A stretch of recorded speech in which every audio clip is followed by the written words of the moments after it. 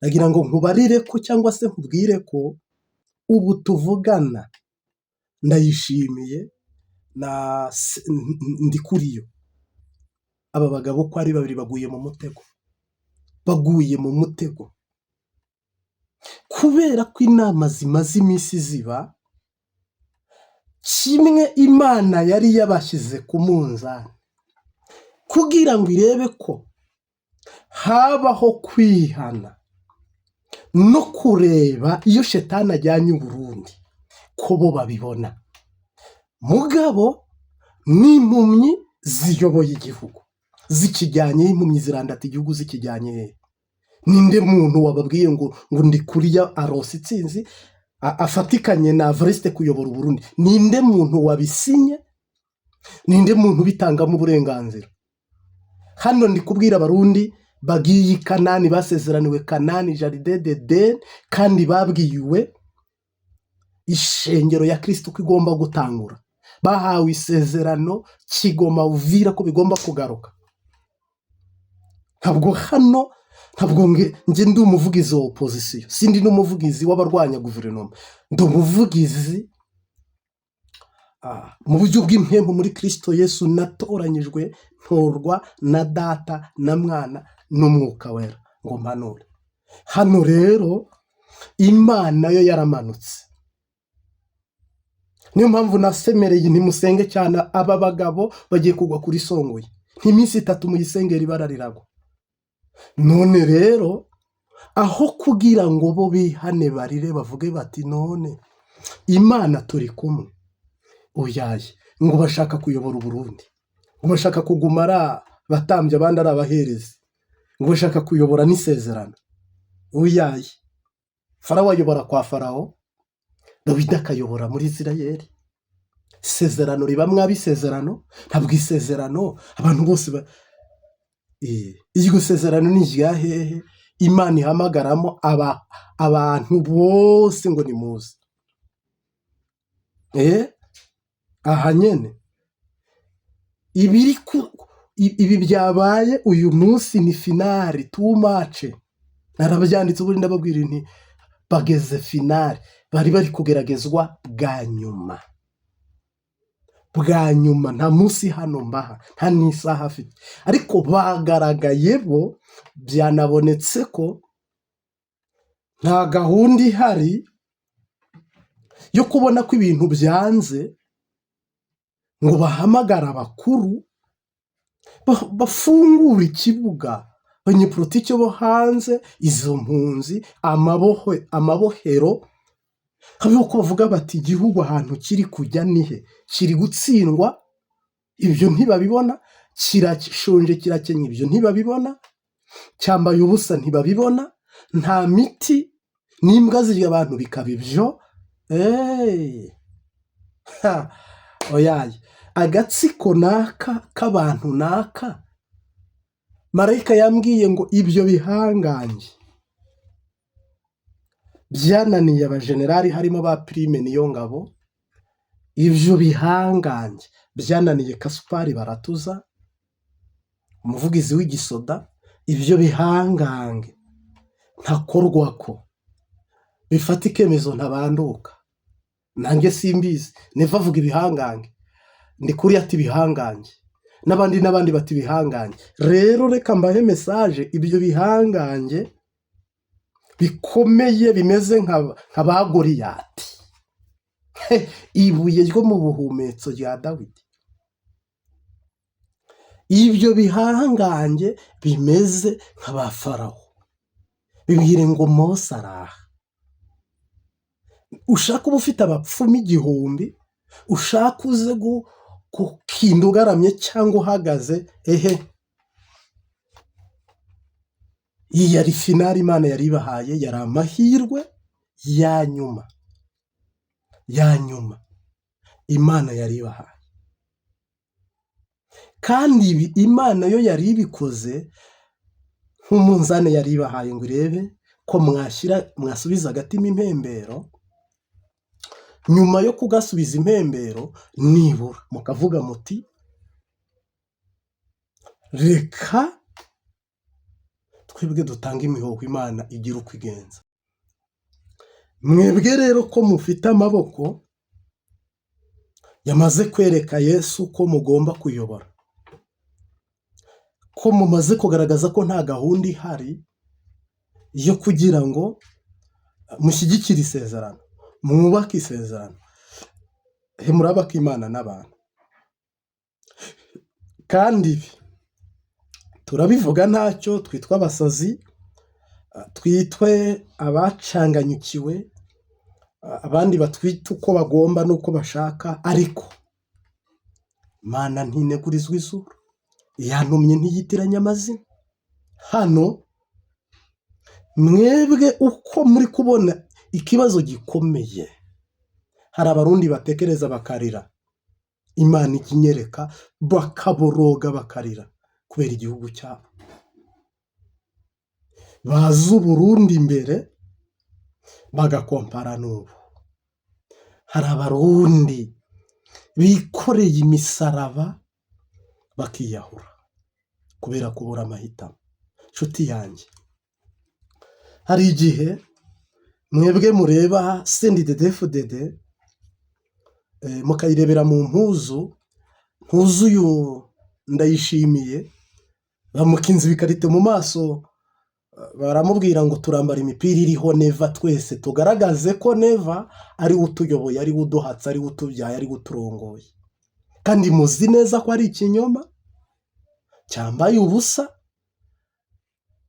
Ubwiwe aravuga ati njya kwirukana umuntu mukabyanka, njya kugira ngo sohora abantu mu mpimba mukabyanka, abarundi ngo nimburabwirire.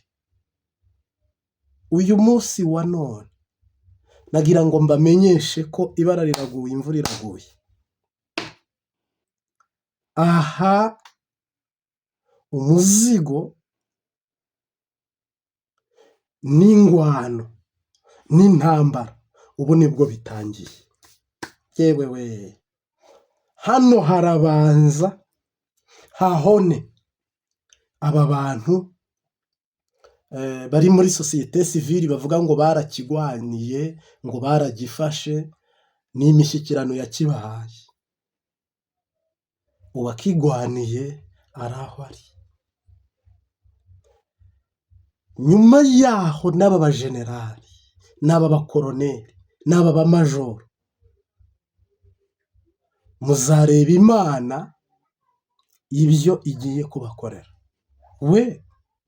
Mwebwe mufate igihugu mugisomeshe nturu umwaka umwe, imyaka ibiri, imyaka itatu, imyaka ine, sababu gani juu ya nini?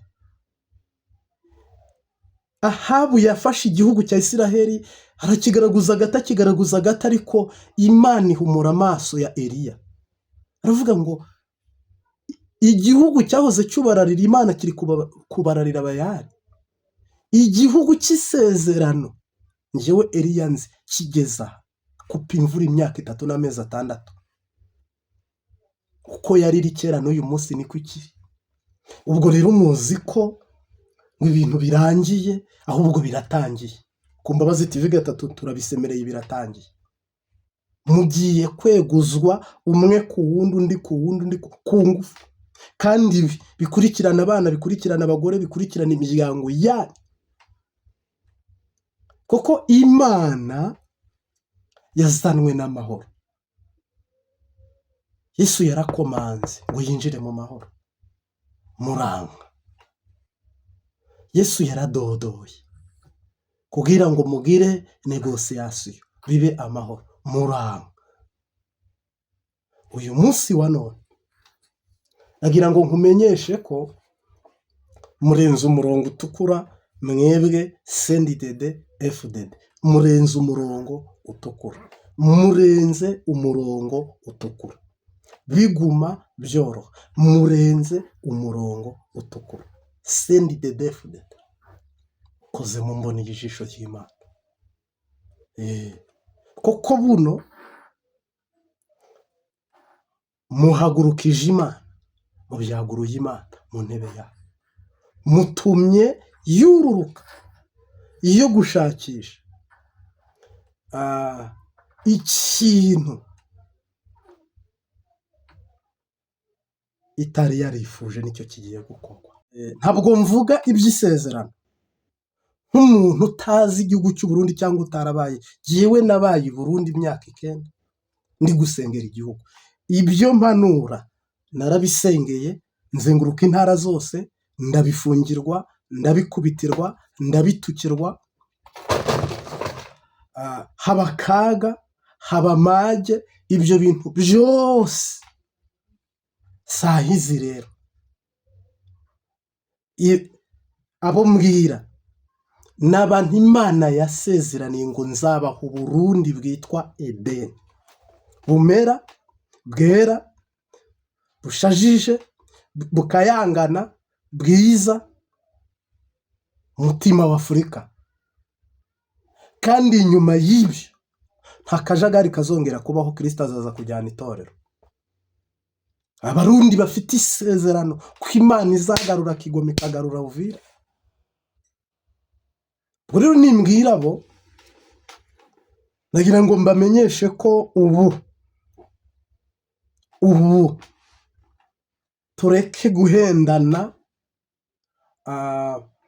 Eliya yaravuze ngo Bayali n'Imana hagomba kugaragara ikintu kimwe. Abahanuzi bari i Burundi bose, bari mu Rwanda bose, numvise no muri Kenya bariyo bajya berekwa ku by'u Burundi, na Nigeria. Sinzandi hano nabonye umupasiteri nawe uhishurirwa akerekwa iby'i Burundi, ariko we numvise anavugamo n'iby'u Rwanda. Uyu munsi wa none niba habaho kuvangirwa, ubwo natwe dukwiye kumanukanwa mu kibaya bakaduteragura inkota n'ibyuma. Ariko niba tutaravangiwe, bimenyekane ko ari wowe Mana. Rero ibintu byo kubwira abantu ngo tubahe morale nk'abanyeshuri bari kwiruka muri siporo mu gitondo, ngo baririmba za ndirimbo za morale nk'abasoda, cyangwa abantu bari kurwanya imbeho n'imvura mu buryo bwo kurwanya imbeho, ntabwo ari ibyo mbamo. Njye sindi umwana w'umuhanuzi. Kandi aho kugira ngo jyewe Yesu ankinishe orere yitwa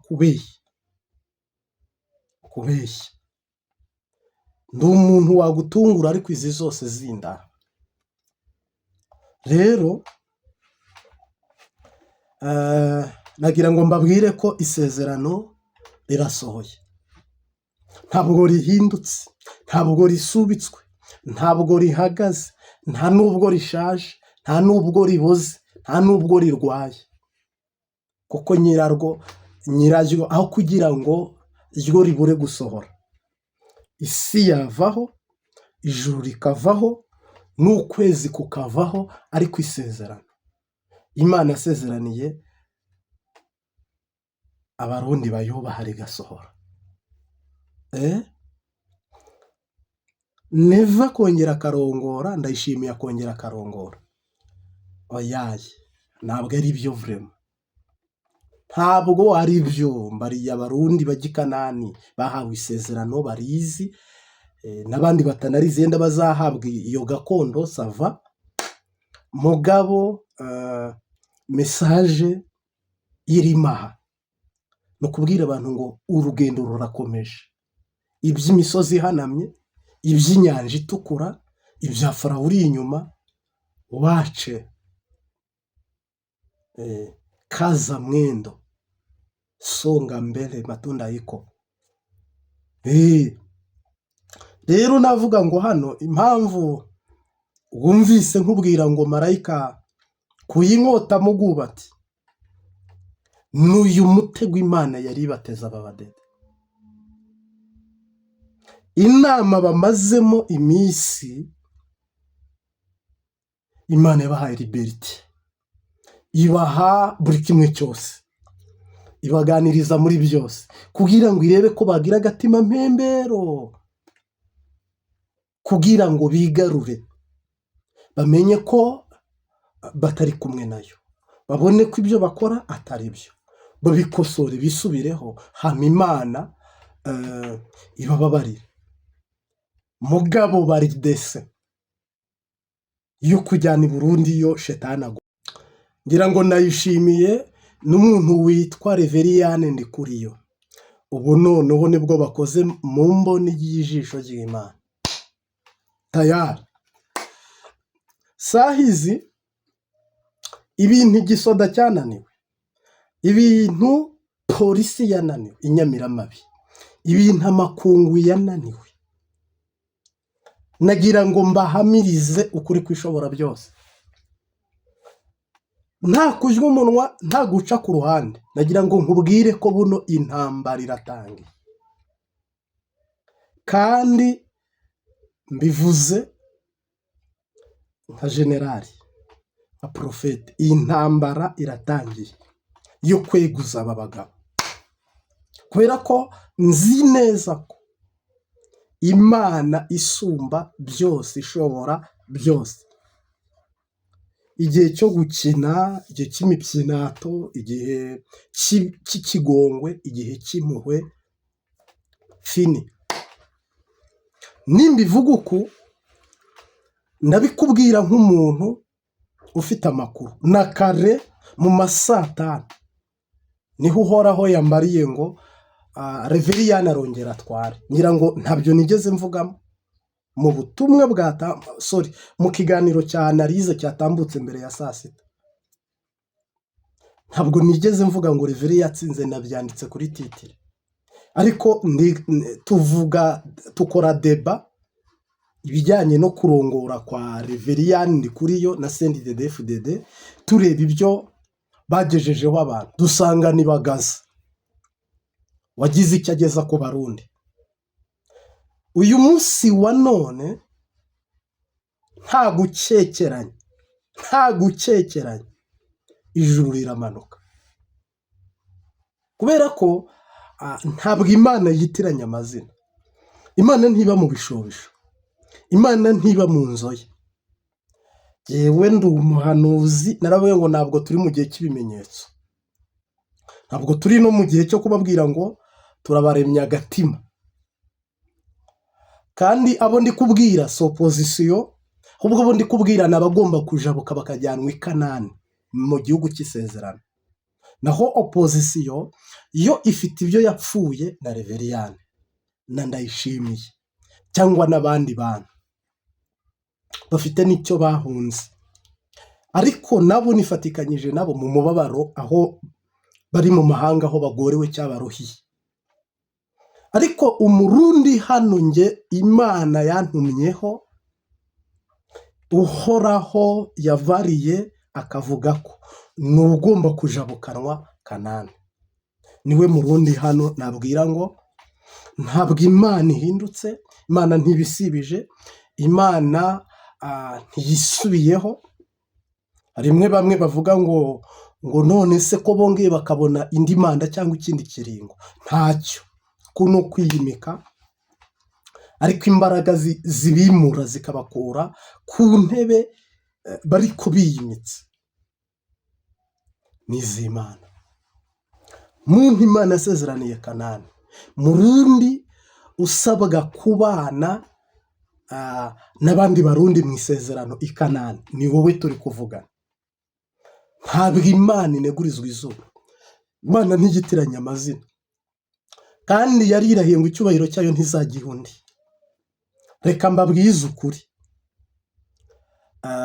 Reveriyane Neve yamwongeje manda, yenda avuga ati mu matora nimugwanya sinzabona uko niyamamaza 2027, ariko reka nemerere Ndikuriyo hama nanjye bazashyigikire muri aya matora. Nagira ngo nkubwire ngo mwatsinzwe 0-0, kandi ibi nimbivuga nanone hagire umuntu wumva ko hari icyo pfa n'Umurundi uwo ari we wese. Ahubwo hano nge mfite ifuhi ry'abantu bagararija, basuzugura, batubaha isezerano Imana yavuze, kandi bumva, kuko ibi mvuga bose barabyumva.